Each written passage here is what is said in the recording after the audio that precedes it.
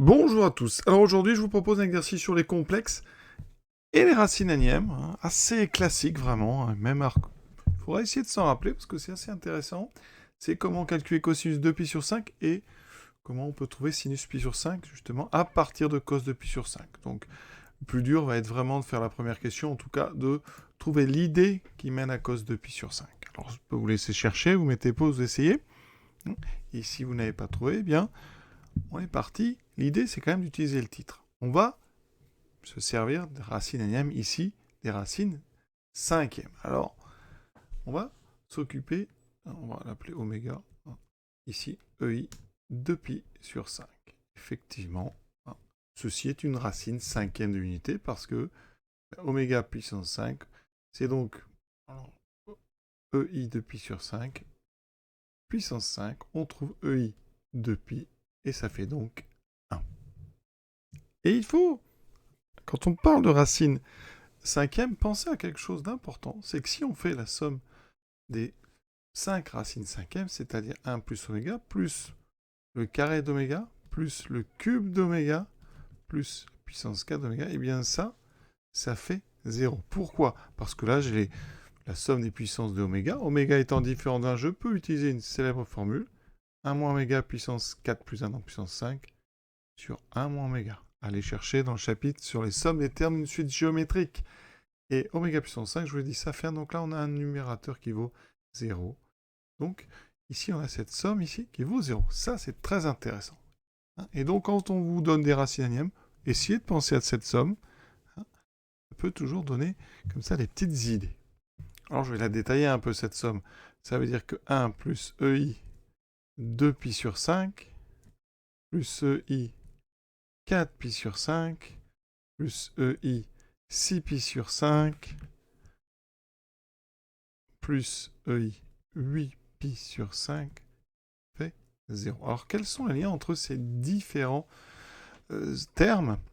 Eh bien, tout d'abord, si on regarde, par exemple, 8pi sur 5, c'est donc 10pi sur 5 moins 2pi sur 5. Je vais vraiment détailler.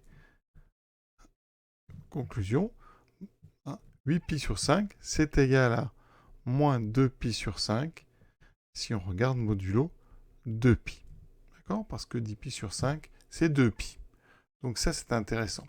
Ça veut dire que, par exemple, le cosinus de 8pi sur 5, c'est égal à...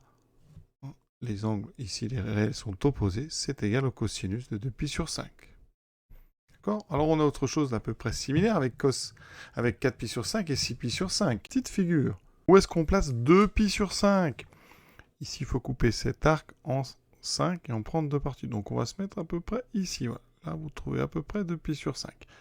Ici, on va dire que c'est donc 4pi sur 5. Et bien, en face ici, vous trouvez 6pi sur 5. D'accord? Et ici, 8pi sur 5. Et là, on retrouve en fait donc 10pi sur 5.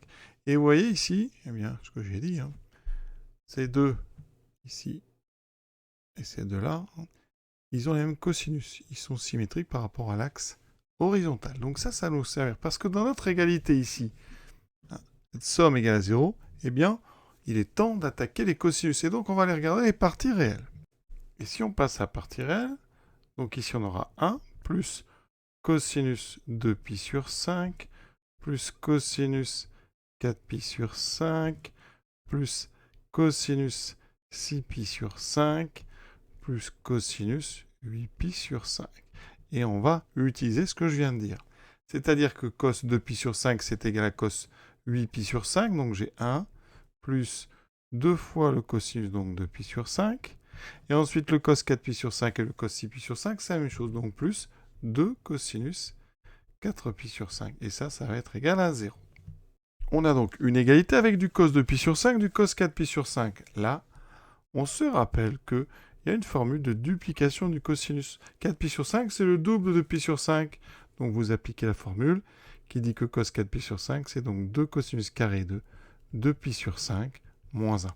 Et donc, quand je mets ça dans cette relation, j'obtiens que 1 plus 2 cosinus de pi sur 5 plus 2 fois 2 cosinus carré de pi sur 5 moins 1 égale à 0.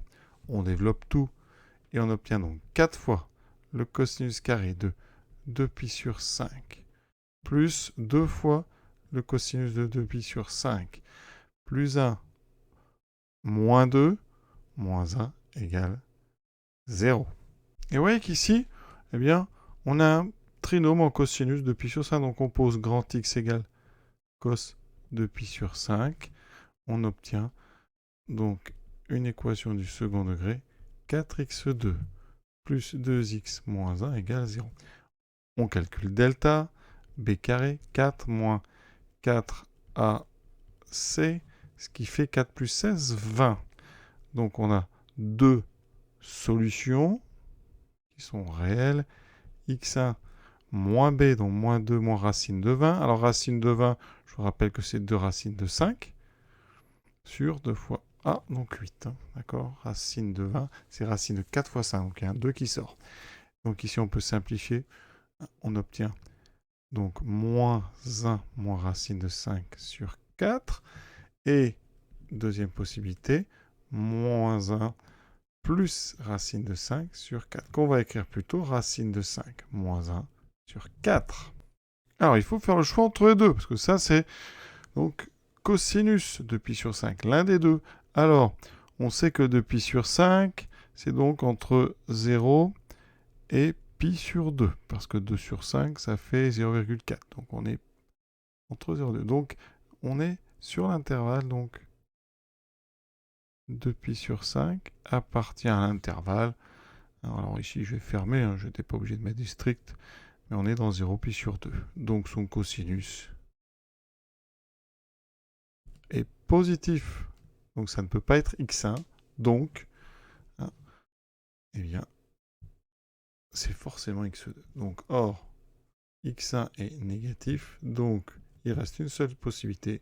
Cosinus de pi sur 5 vaut donc x2, c'est-à-dire racine de 5 moins 1 sur 4. Et on a répondu à la première question.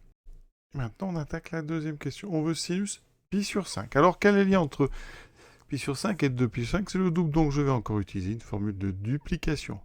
On sait que cosinus de pi sur 5, c'est égal à 1 moins 2 sinus carré de pi sur 5. La formule, hein, cos 2x égale à 1 moins 2 sinus carré x.